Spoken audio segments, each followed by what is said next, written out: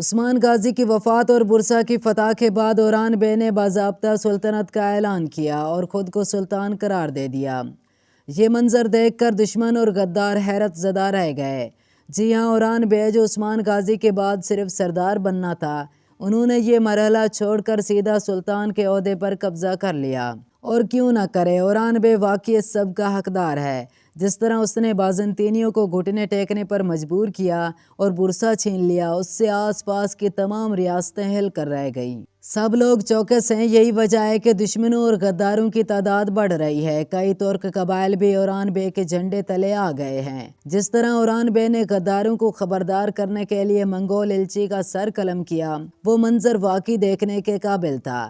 اس سے غداروں کو واضح پیغام ملا کہ اوران بے کو ہلکا نہ لیں، وہ کوئی آسان مخالف نہیں ہے۔ ناظرین کرام، اگلی قسط کے ٹریلرز جاری ہو چکے ہیں جو آنے والی قسط کی مکمل کہانی واضح کرتے ہیں۔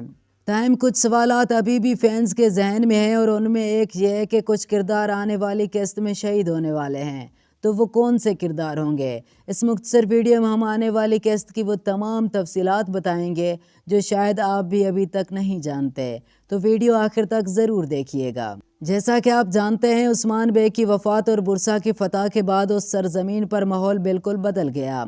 دشمن اور غدار متحد ہو گئے اور بے رحمانہ حملے شروع کر دیے تاکہ اوران بے کو جڑ نہ پکڑنے دیا جا سکے۔ لیکن بھیڑیا کا بچہ ہمیشہ بھیڑیا ہوتا ہے۔ اوران بے بھی عثمان غازی سے 4 قدم آگے نکلا۔ موقع سے فائدہ اٹھاتے ہوئے اس نے صرف سلطنت کا اعلان نہیں کیا بلکہ خود کو سلطان قرار دے دیا۔ اسی وجہ سے آج سے ہمیں بھی اوران بے کے بجائے سلطان اوران کہنا ہوگا۔ برسا کی فتح کے بعد بازنطینی سرد ہو گئے، تاہم درمیان ریاست اور ترک سردار اپنے سر اٹھانے لگے ہیں۔ کارسی ریاست بھی منظر پر آئی۔ اگرچہ کارسی ریاست اوران بے سے خوش نہیں ہے، مگر وہ براہ راست مقابلہ کرنے کی ہمت نہیں رکھتے اور دوست بننے کا بہانہ کرتے ہوئے اوران بے کی جڑیں کاٹ رہے ہیں۔ جیسا کہ ہم نے دیکھا، دمیر خان اوران بے کے خیمے میں تھے اور پھر تیمور تاش کے ساتھ بھی انہیں دیکھا گیا، تو وہیں اوران بے بھی دور اندیش ہے۔ وہ جانتا ہے کہ کون اس کے ساتھ ہے اور کون اس کے خلاف ہے۔ اسی وجہ سے غداروں کی موجودگی میں اس نے منگول ایلچی کا سر قلم کیا اور درمیان کی ریاست کے خلاف جنگ کا اعلان کر دیا۔ یہ تیمور تاش کے بھیجے گئے ترک سرداروں کا بدلہ بھی ہے۔ اب جب کہ منگول اور عثمانی آپس میں ٹکرانے والے ہیں، لہٰذا منافق سرداروں کے لیے فیصلہ کن لمحہ آ گیا ہے۔ وہ کس طرف کھڑے ہوں گے اب واضح کرنا پڑے گا۔ حالانکہ شہنشاہ بے اور آوجی بے اوران بے سے اختلافات رکھتے ہیں، مگر وہ جانتے ہیں کہ اس وقت اوران بے کے پاس برتری ہے، اسی لیے عقل مندی دکھاتے ہوئے وہ دھوکہ دینے کی سوچ بھی نہیں سکتے۔ وہ جانتے ہیں کہ گورنر تیمور تاش کسی بھی لمحے اپنے وعدے سے پیچھے ہٹ سکتا ہے۔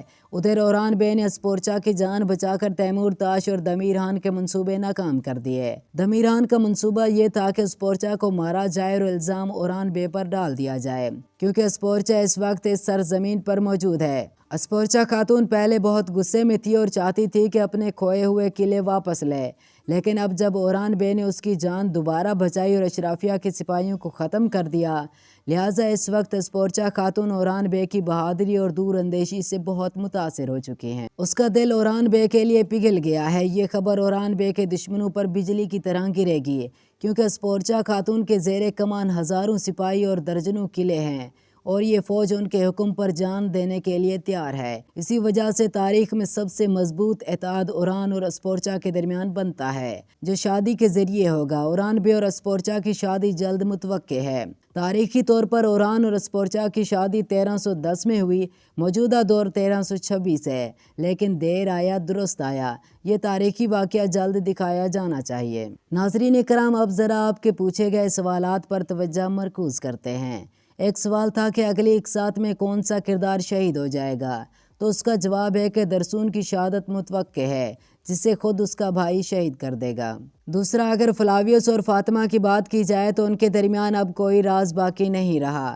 فی الحال تو آپ کو ان کی راہیں جدا ہوتی ہوئی نظر آئیں گی، لیکن بعد میں فلاویوس کے مسلمان ہونے کے بعد دوبارہ یہ جوڑی ساتھ نظر آئے گی، جو آپ اگلی اقساط میں دیکھ پائیں گے۔ اور آخر میں خبر یہ ہے کہ کچھ عرصہ پہلے آپ نے البے کا کردار دیکھا تھا، جو بعد میں غدار ثابت ہوا تھا، لہٰذا اب آنے والی اقساط میں آپ اصلی البے سے مل سکتے ہیں۔ جی ہاں، ناظرین کو شک ہے کہ دمیر خان کے معاون کے طور پر موجود شخص حاجی البے ہو سکتا ہے، کیونکہ اس کا لڑنے کا انداز بالکل غیر معمولی ہے۔